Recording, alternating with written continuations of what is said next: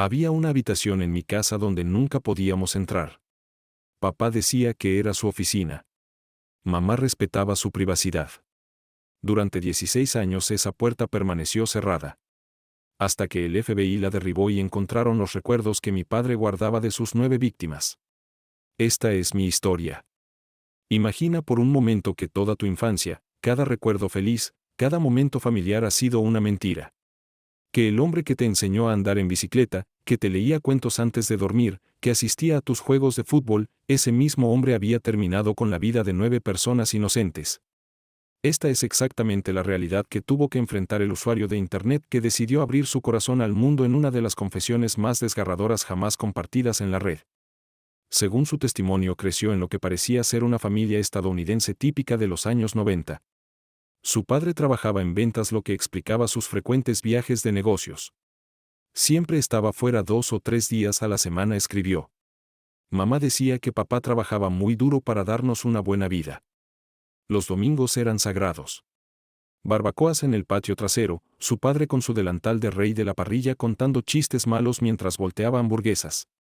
Nadie hubiera imaginado que esos mismos domingos a veces llegaba a casa apenas horas después de haber cometido sus crímenes. Era un padre distante pero presente, explicó en su publicación. No era cariñoso pero tampoco era cruel con nosotros. Simplemente estaba ahí como un fantasma que vivía en nuestra casa. Esa descripción cobraría un significado completamente diferente años después. Mirando hacia atrás dice que había señales. Pequeñas cosas que en su momento parecían rarezas inofensivas. Su padre tenía una obsesión extraña con las noticias sobre personas desaparecidas. Se quedaba pegado al televisor cuando pasaban esos segmentos memorizando cada detalle. Pensábamos que era empático, escribió con amarga ironía. Había una habitación en el sótano que siempre estaba cerrada con llave. Su padre decía que era su oficina donde guardaba documentos importantes del trabajo. Ningún miembro de la familia tenía permitido entrar. Ni siquiera mi madre reveló. Ella respetaba su privacidad. Todos lo hacíamos. Luego estaban los viajes. Siempre llevaba una maleta extra que nunca desempacaba frente a ellos. Volvía de esos viajes extrañamente callado, encerrado en sí mismo por días. Su madre lo atribuía al estrés del trabajo. Los adultos tienen preocupaciones que los niños no entienden, les decía. Un usuario le preguntó si alguna vez sintió miedo de su padre. La respuesta fue reveladora. No miedo exactamente, pero había algo en sus ojos cuando se enojaba. Como si hubiera otra persona detrás de ellos, alguien que ninguno de nosotros conocía. Ahora sé que esa era su verdadera cara. Era un martes de abril de 2001. Él tenía 16 años y estaba desayunando cereal antes de ir a la escuela. Su hermana menor veía caricaturas en la sala. Su madre preparaba el almuerzo. Una mañana perfectamente normal que quedaría grabada para siempre en su memoria. Primero escuché los autos, escribió. Muchos autos deteniéndose al mismo tiempo.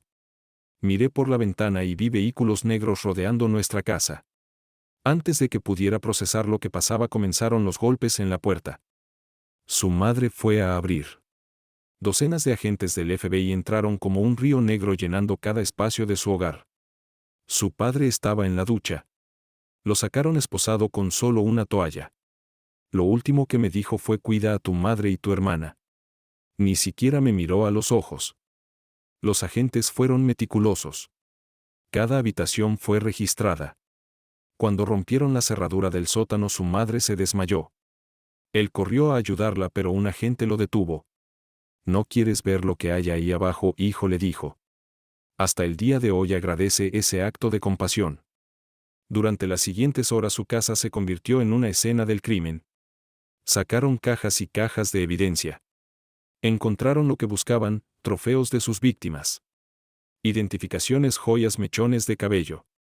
Su padre había guardado recuerdos de cada una de sus 9 víctimas confirmadas. Los medios de comunicación llegaron como buitres.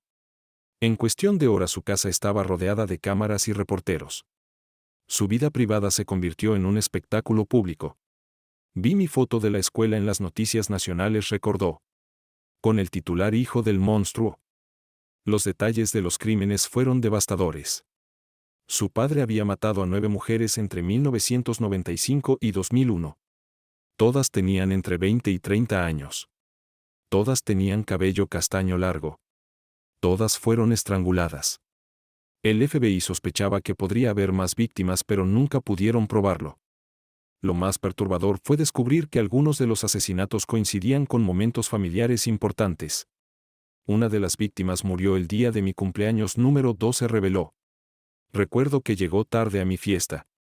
Trajo el pastel más grande que había visto. Ahora sé que venía de matarla.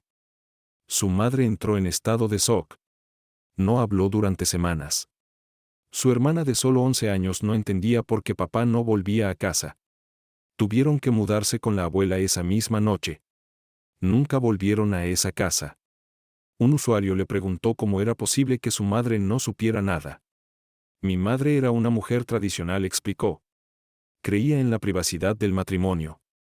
Si mi padre decía que necesitaba espacio, ella se lo daba. Si decía que era trabajo, ella no cuestionaba. Su mayor error fue confiar demasiado.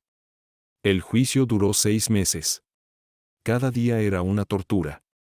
Tenían que entrar al juzgado por la puerta trasera para evitar a la prensa. Las familias de las víctimas los miraban con odio comprensible. No los culpo, escribió.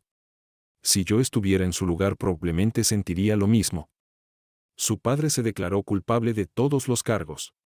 No mostró remordimiento. Durante su declaración habló de sus víctimas como si fueran objetos. Fue la primera vez que vi al verdadero hombre detrás de la máscara de mi padre, confesó. Y fue aterrador. La sentencia fue cadena perpetua sin posibilidad de libertad condicional. Cuando leyeron el veredicto, su padre solo asintió. Ni siquiera miró a su familia. Para él ya no existíamos, escribió.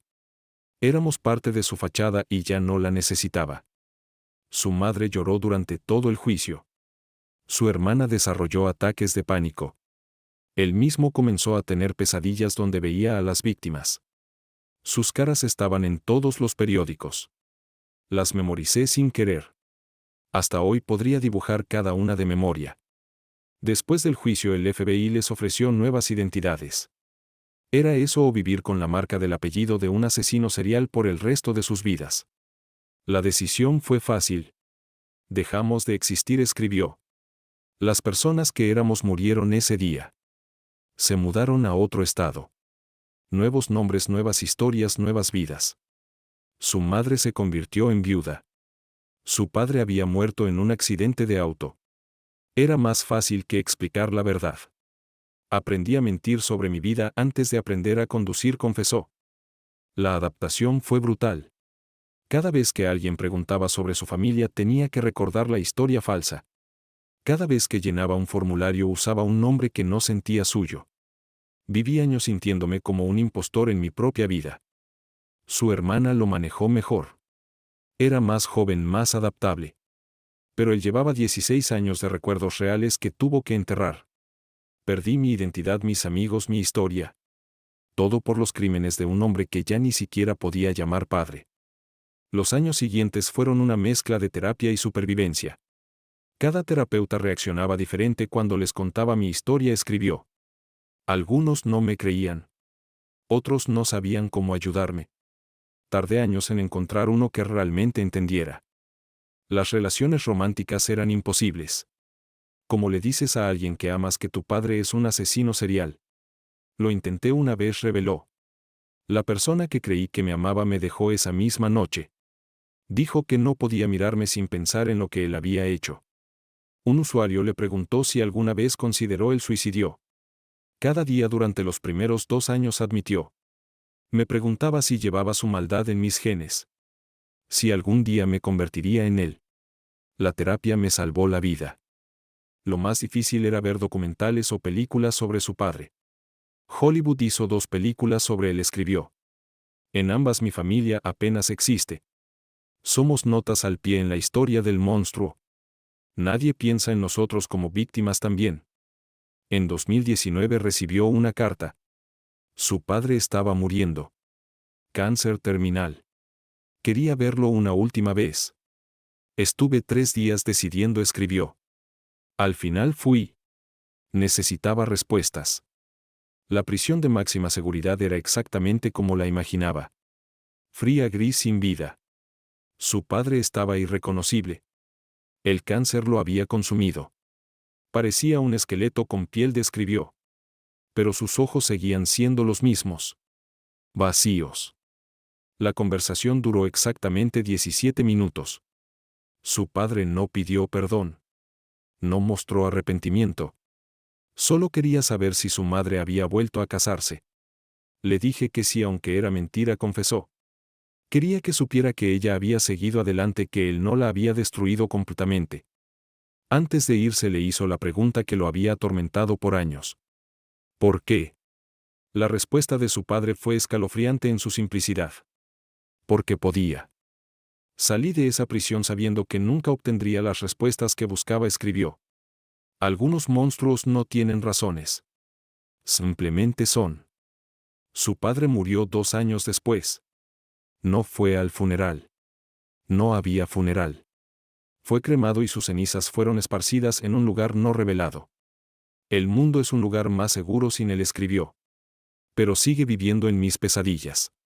Un usuario le preguntó por qué decidió hacer esta confesión pública. Su respuesta fue profunda. Porque el silencio me estaba matando. Porque hay otros como yo viviendo con secretos familiares monstruosos. Porque las víctimas merecen ser recordadas. Y porque necesito creer que no estoy condenado por la sangre que corre por mis venas. Ha pasado años en terapia. Ha perdonado a su madre por no ver las señales. Ha ayudado a su hermana a construir una vida normal. Se casó con alguien que conoce toda la verdad y lo ama de todos modos. Ella me salvó, escribió sobre su esposa. Me mostró que no soy mi padre. Pero el dolor nunca desaparece completamente. Cada vez que veo las noticias sobre un nuevo asesino serial pienso en su familia, escribió. En los hijos, esposas, padres que quedarán destrozados. Somos víctimas invisibles de crímenes que no cometimos. Ha visitado las tumbas de las 9 víctimas. No para pedir perdón porque sabe que no es su culpa, sino para prometerles que sus nombres no serán olvidados. Ellas son más que víctimas de mi padre, escribió. Eran personas reales con sueños y familias. Merecen ser recordadas por quienes eran, no por cómo murieron. El post original recibió miles de comentarios y preguntas. Algunos lo acusaron de buscar atención. Otros lo llamaron valiente. Pero la mayoría simplemente expresó shock y compasión. No buscaba simpatía, aclaró. Solo necesitaba contar mi historia sin filtros, sin mentiras, sin la ficción que he tenido que vivir por décadas. Un comentario en particular lo marcó. Era de la hermana de una de las víctimas. No te culpo, escribió ella. Eras un niño. Tú también eres una víctima. Ese simple acto de perdón significó más que años de terapia. Hoy vive una vida tranquila en algún lugar de América. Tiene hijos propios que no saben nada sobre su abuelo. Algún día tendré que decirles, escribió. Pero no hoy. Hoy solo quiero que tengan la infancia normal que yo perdí. Su mensaje final fue poderoso. No somos responsables de los pecados de nuestros padres. No heredamos su maldad. Podemos elegir ser mejores. Podemos elegir sanar. Podemos elegir vivir. Esta historia nos recuerda que detrás de cada titular sensacionalista hay personas reales lidiando con traumas inimaginables. Que el mal no solo destruye a sus víctimas directas, sino que crea ondas de dolor que alcanzan a inocentes. Si esta historia te impactó tanto como a nosotros, te invito a reflexionar. ¿Realmente conocemos a las personas que nos rodean? ¿Qué secretos oscuros podrían estar ocultando aquellos que creemos conocer mejor? Y más importante aún, ¿podemos perdonar a alguien por crímenes que no cometió pero que llevan su sangre? Déjame saber en los comentarios qué piensas sobre esta historia. ¿Crees que los hijos de criminales deberían revelar su verdad o mantener el secreto?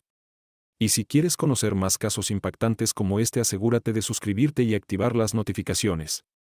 El próximo video explorará el caso de una niña que predijo 3 asesinatos antes de que ocurrieran. Una historia que te hará cuestionar todo lo que crees saber sobre la realidad. Hasta la próxima y recuerda, a veces los monstruos más terroríficos son los que se esconden a plena vista.